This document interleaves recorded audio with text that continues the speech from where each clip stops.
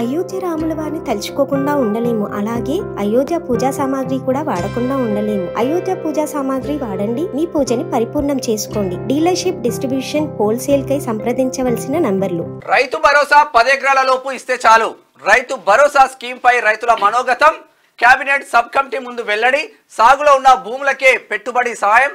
సన్న చిన్నకారు కౌలు రైతులకు ఆదుకునేలా ఉండాలి. గతంలో మాదిరి గుట్టలు, రియల్ ఎస్టేట్ ల్యాండ్స్ కి ఇవ్వద్దు.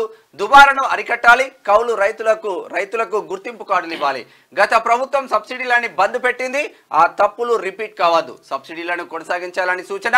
ఉమ్మడి ఖమ్మంలో అభిప్రాయాలు సేకరించిన కేబినెట్ సబ్ కమిటీ అని. అయితే ఏమైందంటే యాక్చువల్ గా గతంలో ఉన్నటువంటి ప్రభుత్వం ఎప్పుడు కూడా రైతులతో మాట్లాడి కానీ ప్రజలతో మాట్లాడి కానీ ఎలాంటి ఏ పథకం తీసుకొచ్చినా కానీ ఇష్టం వచ్చినట్టుగా ఏది మెదళ్ళ రాత్రిపూట అనిపిస్తే ఎత్తిపోతల పథకం అప్పుడు అదే తీసుకొచ్చి అమలు చేసేటోడు రుద్దేటోడు కానీ ఎప్పుడు కూడా ప్రజాభిప్రాయ సేకరణ చేసినటువంటి సందర్భాలు లేవు. నిజంగా ఇప్పుడు ఉన్నటువంటి ప్రభుత్వం ఇటువంటి నిర్ణయం తీసుకోవడం ఒక గొప్ప విషయం. కాబట్టి అంటే రైతుల నుంచి అసలు రైతులని అడుగుతా ఉన్నారు, అంటే ఎట్లా చేస్తే బాగుంటుందని చెప్పేసి వాళ్ళని అడిగి తెలుసుకుంటా ఉన్నారు. అందులో భాగంగా రైతుల అభిప్రాయాలు సేకరించారు. ఇక భాగస్వాములకు ఇవ్వద్దు, భూస్వాములకు ఇవ్వద్దు. రైతు భరోసా స్కీమ్ను చిన్న సన్నకారు రైతులకి పరిమితం చేయాలి. భూస్వాములకు, ప్రభుత్వ ఉద్యోగులకు, శ్రీమంతులకు రద్దు చేయాలి. రైతు భరోసాతో పాటు కౌలు రైతులకు కూడా ఎరువులు, పురుగు మందులు, వ్యవసాయ యంత్ర పరికరాలను సబ్సిడీపై అందించాలి. అధికారులు పారదర్శకంగా వ్యవహరించి అర్హులను మాత్రమే రైతు భరోసాకు ఎంపిక చేయాలని చెప్పేసి నాగమణి వెంకటాయపాలెం ఖమ్మం జిల్లాకు చెందినటువంటి మహిళ చెప్తున్నటువంటి మాట. అంటే ఇక్కడ కౌలు రైతులను ఎట్లా నిర్ణయించాలంటే కౌలు రైతులకు డైరెక్ట్ ఇస్తే ఇక్కడ యజమాని బాధపడతాడు.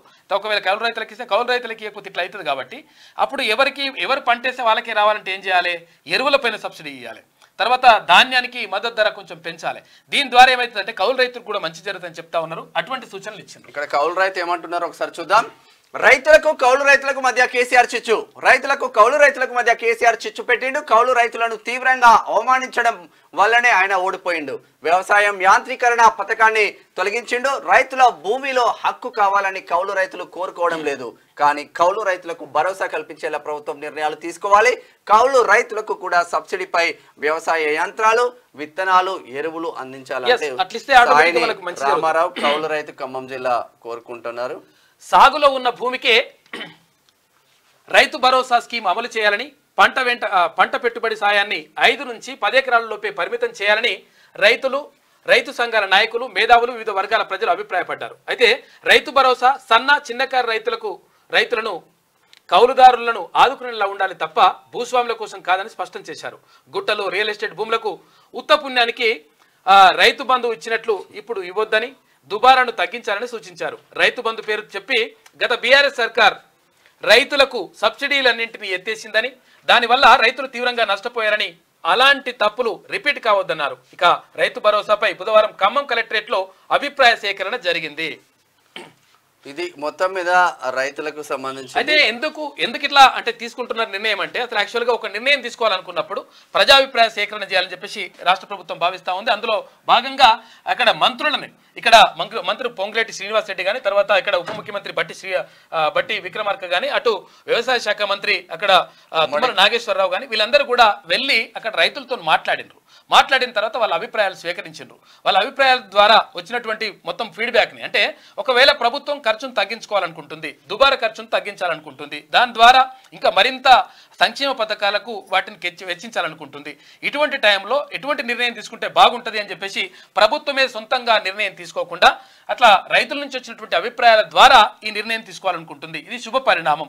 కాబట్టి ఎటువంటి నిర్ణయాలు తీసుకోండి, బాగుంటుంది. రైతుల ద్వారా అభిప్రాయాలు స్వీకరించి నిర్ణయం తీసుకోవడం మంచి పరిణామం. డిఎస్సి అభ్యర్థులను కూడా అదే కోణంలో చూడండి. మంచిది కదా, విద్యార్థులు నిరుద్యోగులు కూర్చోబెట్టండి అక్కడ డిఎస్సి అభ్యర్థులు కానీ, తర్వాత అక్కడ గ్రూప్ 2 మాట్లాడండి. ఎందుకంటే ఎవరికో పోవాల్సిన అవసరం లేదు. క్రెడిట్ 100% ప్రభుత్వానికే ఉంటుంది. మీరు మంచి చేస్తా అనుకుంటారు కాబట్టి ఆ మంచి జరగాలి. వాళ్ళకు మంచి జరిగినప్పుడు వాళ్ళకు నిజంగా లబ్ధి పొందినప్పుడు వాళ్ళు సంతోషపడతారు తప్ప మేము వేసినాం కానీ అవి వస్తాయో రావో తెలియనప్పుడు సంతోషపడరు.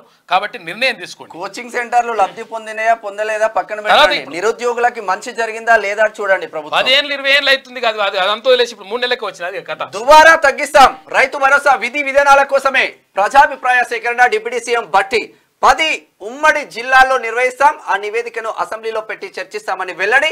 ఉమ్మడి ఖమ్మం జిల్లాలో ప్రజాభిప్రాయ సేకరణ పూర్తి. మంచి శుభ పరిణామం అనే ప్రజాభిప్రాయ సేకరణకి వెళ్ళిండ్రు మంత్రులందరూ వెళ్ళేసి ఈ కార్యక్రమంలో పాల్గొన్నారు. ఇది ఇట్లా ఉంటే